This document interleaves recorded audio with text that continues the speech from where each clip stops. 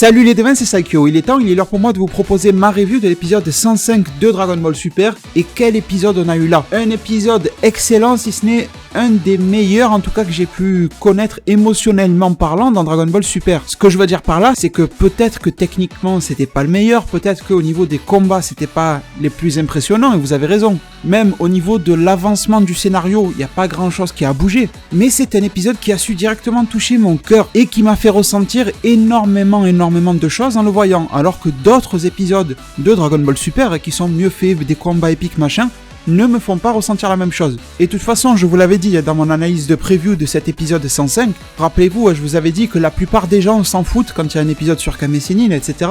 Les audiences sont en baisse, vous regardez les vidéos de tous les youtubeurs, pas que moi, tous, elles tombent parce que ça n'intéresse pas les gens. Eh bien, on ferait peut-être mieux de s'y intéresser un petit peu plus parce que ça envoie du très bon quand les épisodes sont super bien écrits comme celui-ci. Alors cet épisode était centré à 90% sur Kame Sennin et son combat contre l'univers 4. Là, c'est pas du 1 contre 1, c'est un univers limite contre un gars de l'univers 7. Et bon, dans les 10 autres pourcents, par exemple, on a eu en tout début d'épisode, eh bien, les Zeno qui se mettent à compter combien de combattants il reste, etc.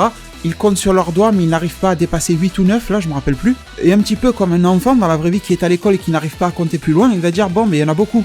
Le gag, l'humour était bien placé. Après, est-ce que c'est un message ou pas pour nous faire comprendre qu'il y a quelque chose qui se cache derrière ces Zénos-là? Quand je dis quelque chose qui se cache, ça veut pas dire qu'ils sont méchants. Ça veut dire qu'il y a un autre dieu qui, lui, n'est pas si con que ça. Est-ce que c'est censé nous en révéler un petit peu plus, justement, sur le fait que c'est plutôt le Daishinkan qui gère le multivers au lieu des Zénos? Enfin, on peut se poser pas mal de questions, parce que, d'accord, c'était drôle, mais quand on se dit que c'est ça, le dieu suprême pour le moment, c'est plus drôle du tout. Et en plus, on voit que Zéno du futur, bon, il vient pas de milliers d'années ou milliards d'années plus tard, mais bon voilà, mais il vient de quasiment à peu près 20 ans plus tard, et il est aussi con que le Zéno de la timeline présent. Alors peut-être qu'à leur échelle ça ne change rien, 10, 15, 20 ans, mais peut-être que c'est un message aussi pour nous faire comprendre que les Zénos restent comme ça enfants tout le temps. Et bon, je pense que je vous ferai une vidéo dédiée à Zéno, parce qu'il y a plusieurs moyens d'en parler de ce petit-là. On peut le voir justement comme une représentation de la divinité dans Dragon Ball Super, sous forme d'enfant, et comme quoi il restera comme ça tout le temps et ça ne changera jamais. Comme il y a des arguments qui vont dans l'autre sens pour nous faire comprendre que soit il va grandir,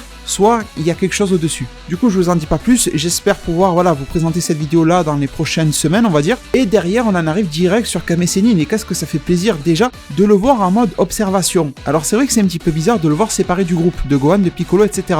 Suite à leur dernier combat, Gohan et Piccolo, on aurait pu croire et penser qu'ils se seraient rassemblés encore une fois, avec Tenshinhan.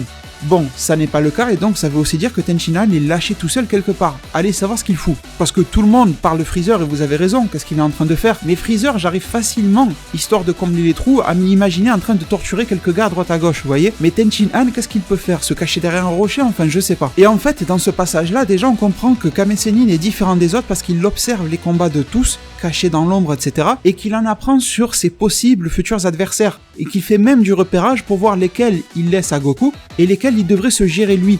Et ça, on va reparler plus tard dans la suite, parce que Kame Sennin a été un analyste du combat parfait dans cet épisode-là. Et bon, ce qui nous permet de voir une petite scène dans laquelle on voit Shansa de l'univers 4 très rapidement se battre contre Biara de l'univers 3.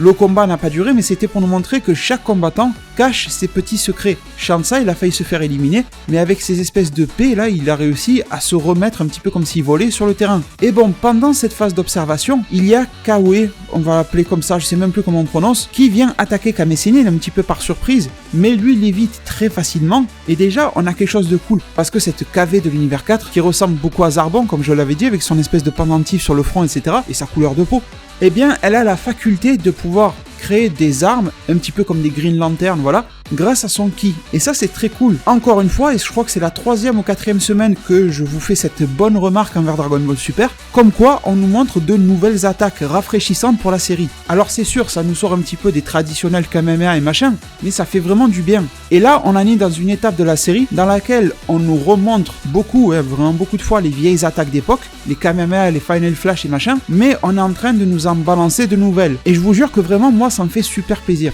Derrière, Kame Sennin, toujours très classe, dit à KV qu'elle ne pourra rien face à lui, qu'il est beaucoup trop fort pour elle. En même temps, on entrevoit que Goku s'est retrouvé face à Magic Kaio, un des robots de l'univers 3, c'est celui qui m'intéressait vraiment le plus de personnages, c'est un petit peu dommage. On n'a pas eu d'introduction par rapport à ce Magikayo, un petit peu le cliché des mangas, vous savez, comme quoi le mec arrive, se présente, dit, révèle ses capacités, alors que c'est complètement con, mais dans les mangas ils font tout ça. On n'a pas eu ce truc-là, et j'espère que ce Magikayo sera un petit peu plus intéressant, il ne sera pas éliminé en 2-3 coups et c'est fini. Je sais déjà qu'il ne pourra pas causer de gros torts à Goku, Vegeta, machin, mais j'aimerais qu'il ait un petit peu, voilà. Ce personnage, ce design m'intéresse énormément. Il fait penser à beaucoup de monde à Baby dans des BGT, vous avez raison. Et moi, il me fait beaucoup penser aussi dans Terminator au fameux T-1000 qui devient liquide et qui manipule un petit peu son corps de manière liquide, etc. Et qui peut prendre grâce à ça plusieurs formes d'apparence humaine. Ben, ce Magikayo, pour le moment, il n'a pas pris d'apparence humaine, mais il change d'apparence. À la base, rappelez-vous, quand on l'avait vu la première fois, il était tout petit. Et là, il est devenu géant, très musclé quand même, avec une tête très Dragon Ballesque aussi au niveau des traits de visage. Donc je suis un petit peu mitigé sur ses pouvoirs. Est-ce qu'il est juste capable de changer de forme à volonté ?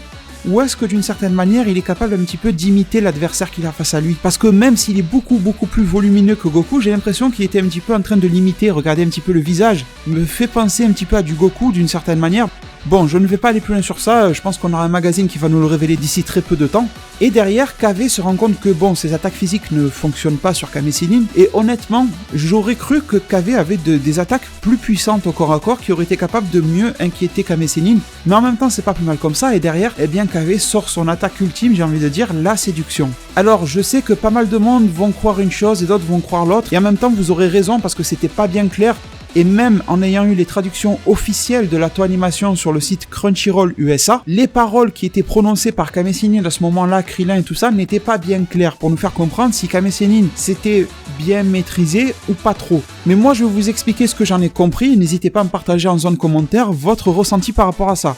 J'ai l'impression qu'une fois que KV s'est mise à faire ses poses sexy machin, à se déshabiller un petit peu et tout ça, j'ai vraiment compris clairement que Kame Sennin commençait à rentrer dans son jeu. Vous savez, les joues qui deviennent rouges, c'est pas quelque chose que l'on peut imiter. Krillin, par la suite de l'épisode, a essayé d'être rassurant en nous disant non, mais il faisait exprès, mais on a bien vu que Krillin lui-même n'était pas sûr de lui. Et au moment où Kame Sennin nous a fait le coup des joues rouges avec la tête de pervers, Krillin a posé sa tête sur son front, la tête en arrière, et putain, il est encore redevenu pareil, le pervers. On a vu Kame Sennin qui a sauté sur KV en criant Chopo comme Magetta, c'était pas mal trouvé ça. Et on a bien vu aussi qu'au moment où KV a attaqué Kame Sennin en lui disant tu n'es qu'un vieux pervers, déjà la tête surprise de Kame Sennin, et derrière, la manière dont Kame Sennin a esquivé, c'était pile de justesse. Alors c'est vrai que Kame Sennin domine tellement au combat cette KV que de 2 doigts il a réussi à stopper son attaque.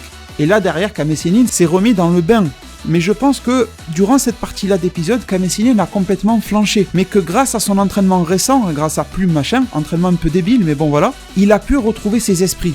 Alors qu'il y a 6 mois en arrière, Kame Sennin n'aurait pas retrouvé ses esprits et se serait peut-être fait avoir. Je dis peut-être parce que bon, quand les intérêts sont graves, Kame Sennin est quand même assez sérieux aussi. Et bon, cette première partie du combat dans laquelle Kame Sennin a flanché, elle était plutôt simple à comprendre, mais la deuxième moitié, c'était un petit peu le malaise et le malentendu, parce que on voit Kame Sennin qui dit qu'il s'est plutôt maîtrisé, ou du moins qu'il a réprimé ses désirs, alors qu'avant il vivait grâce à ses désirs, et que toute cette énergie-là qu'il gaspillait dans ses désirs, il a réussi à la canaliser dans son corps. Et là, il est devenu en mode géant, là, Hulk, machin. Mais je ne sais pas vous, même si là, j'ai eu l'impression d'avoir un Kame Sennin qui se maîtrisait, j'avais quand même encore l'impression de voir un Kame Sennin pervers. Parce que la manière dont il s'est mis à lui dire « Tu vas voir ce que ça fait de tenter la séduction sur moi en tendant sa main vers elle », pour moi, tendre sa main vers la fille, c'est pour la tripoter, c'était pas pour faire une attaque. Hein. Enfin, dites-moi ce que vous en pensez. Je suis assez mitigé sur la compréhension de cette scène-là. Et en plus, on voit que KV l'a compris un petit peu du même œil que moi, vu qu'elle s'est mise à se sentir très mal à l'aise, à courir, à dire qu'elle ne sera pas honorable en tant qu'épouse ou acceptable, un truc comme ça, si un vieux comme Kame Sennin se met à la toucher, à faire ce qu'il en a envie. Donc je pense que même si Kame Sennin était nettement mieux maîtrisé, c'était pas encore trop ça. Et je pense que d'ici la fin de ce tournoi de l'Arc ou de DBS, enfin on s'en fout, je pense que Kame Sennin redeviendra le pervers qu'il était parce qu'il y aura plus d'utilité pour lui, scénaristiquement parlant, à être un grand combattant, et il y aura beaucoup plus d'utilité pour lui, scénaristiquement encore parlant, à être pervers, histoire d'avoir des gags et tout ça à l'ancienne, et de retrouver le Kame Sennin historique et légendaire, j'ai envie de dire. Mais du coup ça aura permis l'élimination de KV qui n'aura quasiment rien fait au combat, et c'est dommage, mais bon, c'est comme ça. Et derrière ça mène Dark Ori face à Kame Sennin. C'est un petit peu dommage que les noms de ces personnages-là nous soient révélés au travers de magazines et ne soient pas révélés dans l'épisode alors qu'ils viennent de combattre. C'est un petit peu con, je trouve, de la part de la Toei, dites-moi ce que vous en pensez, mais en tout cas, Dark Ori était aussi, et même encore plus que KV, un personnage très intéressant, en combattant avec ses talismans qui permettent de créer des illusions. Donc là, on sort carrément du contexte Dragon Ballesque des combats, mais c'était plaisant à voir, et surtout que ces combats un petit peu particuliers, ça colle très très bien à la situation de Kame Sennin. Lui aussi, c'est un petit peu manipulateur de talisman avec le Mafuba, d'attaque un petit peu ancestrale, machin, avec sa sœur Baba la sorcière qui maîtrise aussi ce genre d'art un petit peu bizarre, bon, ces trucs un petit peu magiques, voyez. Donc j'ai trouvé que l'écriture de l'épisode, encore une fois, était super réussie, et tout était très bien amené. Et tout ça en sortant un petit peu des sentiers battus, j'ai envie de dire, du classique Dragon Ball, vous voyez. Et du coup, ce combat-là entre Kame Sennin et Dark Ori m'a beaucoup fait penser à un espèce de mélange entre un combat à la Naruto, on va dire, avec le truc talisman, machin, et l'ambiance m'a beaucoup fait penser à l'épouvantail ou Scarecrow, enfin je sais pas comment il l'appelle dans Batman, je suis pas un énorme connaisseur de comics, je connais des petits trucs par-ci par-là, mais bon, je suis loin d'en savoir vraiment. N'hésitez pas à me corriger dans un commentaire si j'ai dit une bêtise, mais ça me rappelle énormément cette ambiance-là quand l'épouvantail lance des espèces d'illusions, il devient géant, mais dans la tête de celui qui subit ce genjutsu, l'illusion, ben ça donne ça. Et du coup, ce que j'ai bien aimé, bon, déjà la partie illusion, vous avez compris. Dark Ori nous a fait comprendre qu'elle en avait toute une panoplie, 129, enfin je sais pas combien. Et j'ai bien aimé que même dans cette situation-là, Kame Sennin, au sein de l'illusion, a réussi à garder sa maîtrise et avoir de très belles capacités de réflexion. Ce que je veux dire par là, c'est que une des preuves que j'ai eues de ça, c'est quand par exemple Kame Sennin était en train, dans l'illusion, de monter à pied sur le poteau central du ring et que d'un coup, Dark Ori géante avec les yeux allumés est arrivée et que Kame Sennin s'est fait taper par elle, mais quand même dans le saut, il s'est repris, vous voyez, il est retombé à pieds joints. Et ça pour moi c'est un signe que l'illusion n'est pas totale sur lui, qu'il a quand même un minimum de réflexion à lui. Comme après, deuxième belle preuve, c'est qu'une fois que Dark Ori a power up, Kame Sennin a encore analysé la situation et s'est fait une réflexion toute bête. Il s'est dit, si elle m'a isolé avec son talisman et qu'elle m'a accroché à mon ombre, c'est ce qu'elle a dit, ça veut dire que la Dark Ori que j'ai en face de moi est la vraie, tout simplement parce qu'elle se sent en sécurité car je suis immobilisé au niveau de mon ombre. Et du coup, il s'est dit que c'était le meilleur moment pour utiliser le Mafuba sur elle, étant donné que là, c'était la Dark Ori réelle et pas celle justement de l'illusion. Et je pense que vous avez compris où je vais en venir si vous avez par exemple regardé juste Naruto, même pas Shippuden, où le début de Shippuden, il y avait encore beaucoup d'illusions et tout ça. Dès qu'un mec tombait dans un genjutsu, l'exemple, je pense le meilleur, c'est Kakashi qui finissait à l'hôpital à chaque fois. Le mec, il finit raide, mentalement, il devient fou, etc.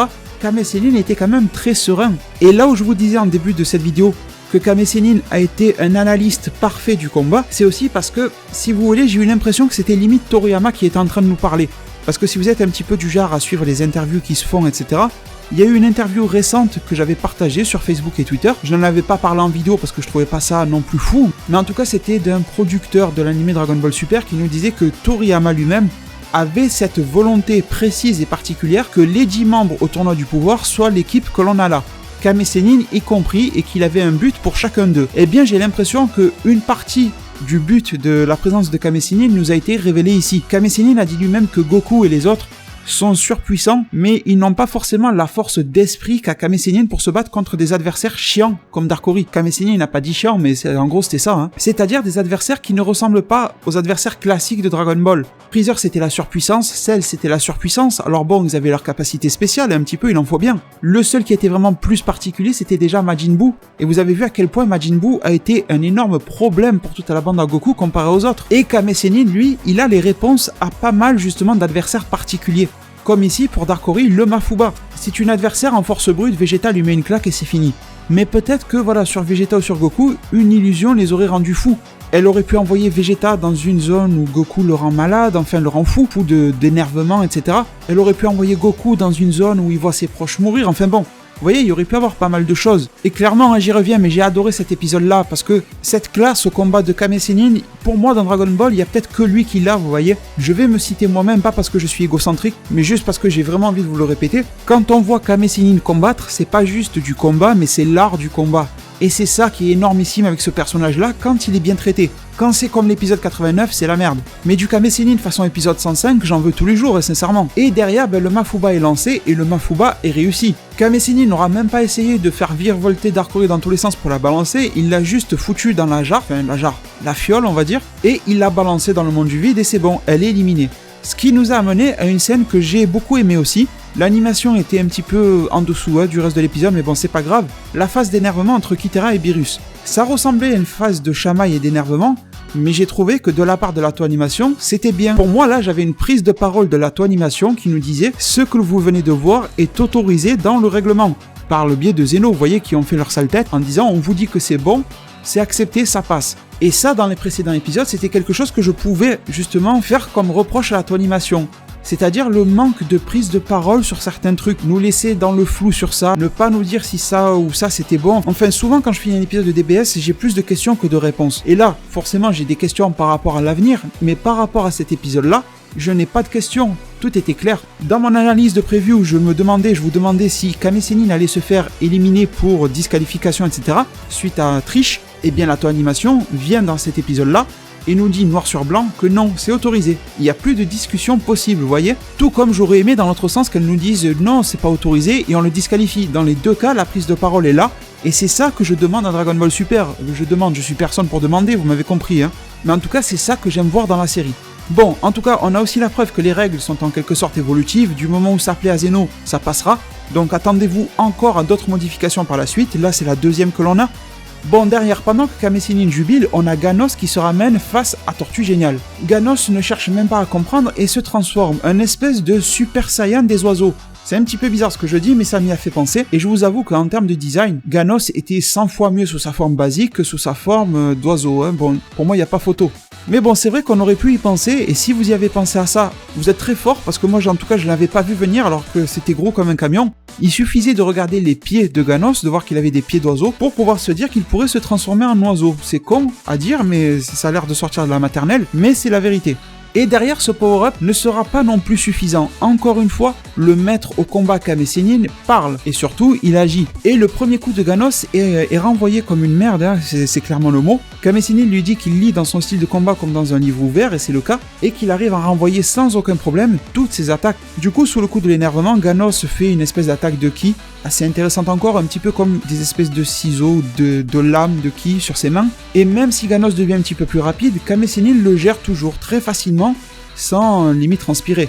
Mais Kitara est encore confiant par rapport à tout ça, et le combat devient de plus en plus rude pour Kame Sennin. Ganos power up encore, ça a été un petit peu expliqué maladroitement par l'épisode, mais en gros, plus le combat avance, plus il prend des coups, si j'ai bien compris, plus il est énervé, enfin en gros, plus ça va, plus il progresse, c'est tout con. Et forcément, même si le style de combat de Ganos est facilement lisible par Kame Sennin, s'il finit quand même par accumuler plus de puissance et plus de rapidité, ben style ou pas style, bon voilà, au bout d'un moment on peut plus rien faire.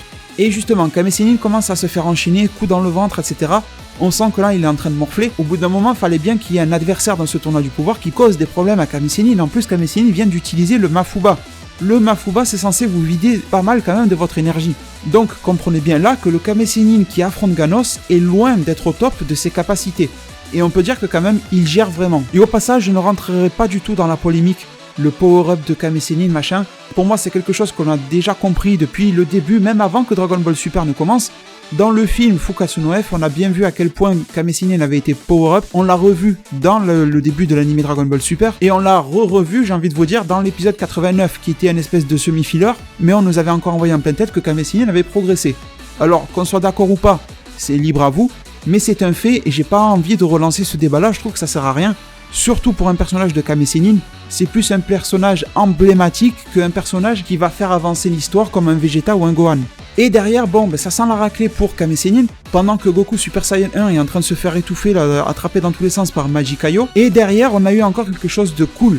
Quelque chose que je vous avais déjà annoncé il y a plusieurs mois en arrière dans ma vidéo sur Tortue Géniale au tournoi du pouvoir. Elle est sur ma chaîne si ça vous intéresse. Et dans cette vidéo-là, je vous avais dit que Kame Sennin allait utiliser sa technique d'hypnose dans le fameux tournoi du pouvoir. Et on y a eu droit dans cet épisode. C'est pour ça que je vous dis que cet épisode-là était parfait au niveau de son écriture vis-à-vis de Kame Sennin. Parce qu'on a eu droit à tout ce qu'on était en droit d'attendre de la part de ce personnage-là en termes de bon traitement. Et derrière, en plus, Ganos trouve un espèce de contre à cette fameuse hypnose en s'envoyant de l'électricité sur lui-même. J'ai trouvé un truc assez drôle parce que Ganos dit 5 minutes de plus et je serai foutu. C'est pas la phrase en elle-même qui me dérange, mais c'est juste que, rappelez-vous, la semaine dernière, il restait 35 minutes à la fin de l'épisode 104 pour que le tournoi du pouvoir termine. Et là, à la fin de cet épisode-là, le 105, on nous dit qu'il reste 34 minutes. Ça veut dire que depuis la semaine dernière, en 1 minute, Kame Sennin s'est fait caver, s'est fait Darkori. Ce qui est complètement con, à part si les scénaristes nous cachent quelque chose par rapport à ce truc du temps. pourquoi pas, mais en soi ça reste complètement con que Kame Sennin ait fait tout ça en une seule minute. Mais en tout cas, je reste sur les faits, il est passé qu'une seule minute. Ganos, donc forcément, l'hypnose sur Ganos n'a pas duré très longtemps, vous êtes d'accord avec moi? Donc, dire ça, si ça avait duré 5 minutes de plus, 5 minutes c'est énorme dans le tournoi, quand tu vois ce que fait Kame Sennin en 1 minute, franchement, faut revoir à la baisse. Bon, en tout cas, c'est pas bien grave, et en poursuivant sur cet épisode-là, Kame Sennin est complètement défoncé, et c'est normal, j'ai envie de vous dire. Mais derrière, il se relève encore, et là, on est passé dans le top de l'émotion, sincèrement. Il y a même beaucoup de gens qui m'ont écrit en me disant qu'ils ont pleuré devant l'épisode. Et je vous comprends totalement. Kame Sennin répond à Goku en lui disant « C'est pas le moment pour toi de t'inquiéter pour ton vieux maître », avec cette référence à Goku et Krillin derrière lui, comme quoi ils lui ont appris aussi un retour à dépasser ses limites et tout ça. D'accord, c'était de la nostalgie, d'accord, c'était peut-être du fanservice, mais qu'est-ce que c'était bien fait en tout cas. Je trouve que la seule chose qui manquait à cette scène-là, pour faire augmenter encore plus l'émotion, ça aurait été de voir une image de l'époque de Kame Sennin avec Goku et Krillin petit. Avec cette image-là, je pense qu'ils auraient fait pleurer encore 3 fois plus de fans.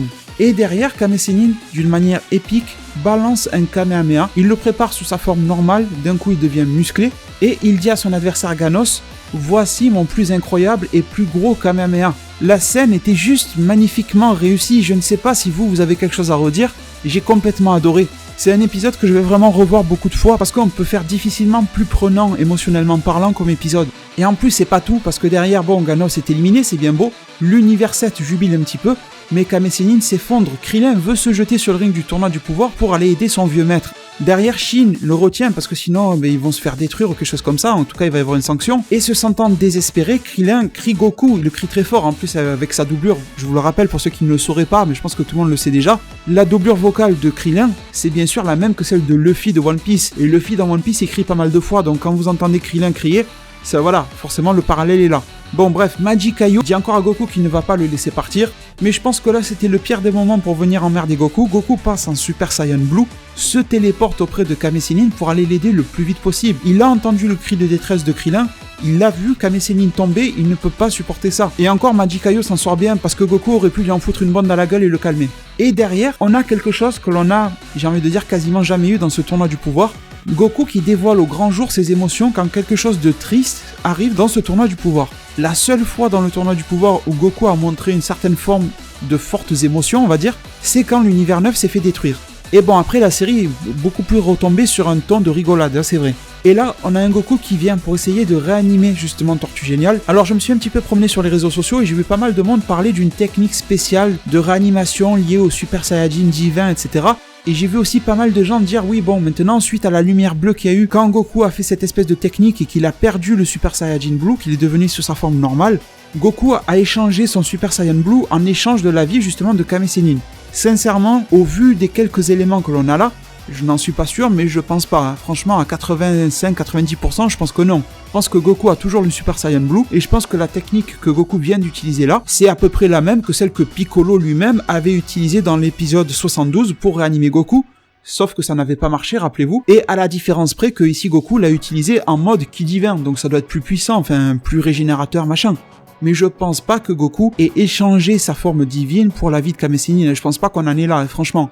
Ça serait un beau retournement de situation au niveau du scénario, ça serait une grosse prise de risque, mais ça m'étonnerait, sincèrement. Et derrière, sous cette phase d'émotion, on a eu droit à Goku qui pleure. Et si vous voulez savoir pourquoi ça m'a touché, c'est parce que le Goku qu'on a eu là m'a rappelé le Goku qu'on avait enfant. Et d'habitude, quand dans Dragon Ball Super, on vous dit « Ouais, ce Goku m'a rappelé le Goku enfant », c'est parce qu'il était con, parce qu'il était naïf, parce qu'il était débile, machin. Mais là, non. On a eu le Goku enfant, mais dans le très bon sens du terme. Le Goku enfant qui avait beaucoup d'empathie pour les autres. Le Goku enfant qui laissait aller ses émotions beaucoup plus que le Goku adulte. C'est normal, quand vous êtes enfant, vous êtes beaucoup plus émotif que adulte, c'est la vie. Enfin, en tout cas, vous les laissez beaucoup plus ressortir, c'est ça que je veux dire. Et avec ces traits de visage qui étaient très bien réussis. Vraiment, dans cette scène-là, j'ai vu Goku redevenir enfant, et c'est comme s'il y avait Goku enfant qui était en train de voir son maître mourir, vous voyez. Comme si le temps n'avait pas passé. Je sais pas trop comment vous expliquer ça, mais j'espère que vous comprenez, et surtout j'espère que vous avez ressenti cette même chose que moi. C'est un moment très rare et de qualité que nous a offert ici Dragon Ball Super. J'espère que le manga en fera de même aussi, et j'espère que la suite de la série nous en proposera d'autres, mais franchement c'est quelque chose qui arrive très peu de fois. Malheureusement, je pense que cet épisode-là restera sous-coté, tout simplement et bêtement pourquoi, parce qu'il met en avant Kame Sennin, comme je vous l'ai dit en début de vidéo, et en tout cas ce fameux Kame Sennin revient entre guillemets à la vie, On ne sait pas vraiment où il était, lui il dit qu'il y avait des anges autour de lui. Bon, en tout cas, il est là, Krillin et Goku sont super heureux, Krillin est en larmes aussi. Bon, c'est pas la première fois où on verra Krillin pleurer, mais pour Goku c'est quand même nettement plus rare et c'était nécessaire je trouve ici. Et derrière, les deux se prennent dans les bras et Kame Sennin lui dit « Écoute, le combat n'est pas terminé, donne-moi un coup de main, donne-moi ton épaule que je m'appuie dessus et on y retourne. » Et on a cette scène là avec Goku qui fait son sourire encore une fois avec sa tête d'enfant. Vraiment la simplicité émotionnelle de Goku enfant elle était là. Je pense que là j'ai bien résumé la situation. Et derrière cette image où on voit les deux partir avec Kame Sennin qui se tient à Goku, Goku qui le tient aussi, avec quelques blagues en plus qui étaient plutôt bien placées. Kame Sennin qui dit qu'il y avait pas mal d'anges féminines machin, et Goku qui lui répond t'es sûr t'étais pas dans les vapes ou en train de dormir, les deux rigolent, c'était super bien fait, sérieux c'était vraiment trop bien fait. Du coup les devins, juste avant de vous laisser, je vais juste vous partager une petite réaction à chaud que j'ai eue en voyant cet épisode là, enfin en voyant ce passage là je veux dire entre Kame Sennin et Goku, je me suis dit et si Kame Sennin était mort, à quoi est-ce que l'on aurait eu droit? Est-ce que l'on aurait déjà une nouvelle transformation de Goku, sous la rage, sous l'énervement, quelque chose comme ça? Est-ce que ça aurait été le déclin de l'univers 7 par perte de motivation? Parce que vous savez, dans Dragon Ball, pour avoir une nouvelle transformation, l'énervement, le choc émotionnel, c'est bien beau. Mais si vous remarquez bien, à chaque fois où un choc émotionnel a servi à obtenir une nouvelle transformation, en même temps, si vous regardez bien et que vous êtes un minimum réaliste, le Saiyan, par exemple en question, était quand même pas loin de l'atteindre par lui-même. C'est-à-dire par l'entraînement, physiquement, il était quand même assez près. À l'époque de Goku sur Namek et CJ1, on avait quand même un Goku qui était surentraîné, qui avait reçu de multiples Zenkai. Il avait un corps qui était au top par rapport à l'époque. Et on avait vraiment l'impression que Goku était quasiment aux limites de la forme normale du Saiyan. Et derrière, bon, déclic émotionnel, Super Saiyan 1. Après Super Saiyan 2, on s'est vite rendu compte que bon, ok, Gohan l'a obtenu par l'énervement, mais en même temps, c'est parce que quelque part, physiquement, il en était capable. Il avait déjà obtenu le Super Saiyan 1 Full Power, on va appeler ça du Super Saiyan 1.5 si vous voulez, façon de parler. Et derrière, on s'est rendu compte que en quelques années plus tard, Goku et Vegeta l'ont acquis par l'entraînement. Ça veut bien dire que le corps à Gohan était aussi prêt. Donc, est-ce que Goku est déjà prêt physiquement ? Est-ce qu'il a le niveau en quelque sorte ou ce potentiel-là pour obtenir une nouvelle transformation sous l'effet de la colère? Dites-moi en zone commentaire et je vous laisserai sur ça. Si vous pensez que oui ou non, moi je pense qu'on n'y est pas forcément totalement. Et bon, ça on le saura jamais, mais je pense que si Kame Sennin était mort ici, que l'on n'aurait pas eu forcément de nouvelles transformations de Goku aujourd'hui. Bon, en tout cas, cet épisode était vraiment superbe et la preview de l'épisode prochain a l'air vraiment pas mal. On s'en parlera dans ma prochaine vidéo d'analyse de preview ou review du futur, je verrai selon le temps que j'ai de disponible. En tout cas, d'ici là, il y a ma vidéo de spoiler épisode 106 qui est disponible sur ma chaîne. Je vous mettrai bien sûr le lien en description, vous avez déjà été plus de 43 000 si je dis pas de bêtises, allez la voir. Merci énormément à vous tous et merci encore énormément aussi pour tous vos soutiens. Du coup les devins, je vous remercie de m'avoir suivi et écouté durant cette vidéo là et je me permets de vous laisser sur ces mots. Prenez soin de votre futur, le meilleur moyen d'y arriver c'est de vous abonner à ma chaîne, de la partager, la liker et la commenter un maximum de fois pour que notre communauté puisse se développer le plus possible sur YouTube. Merci énormément et à plus pour le prochain Zard Divinatoire.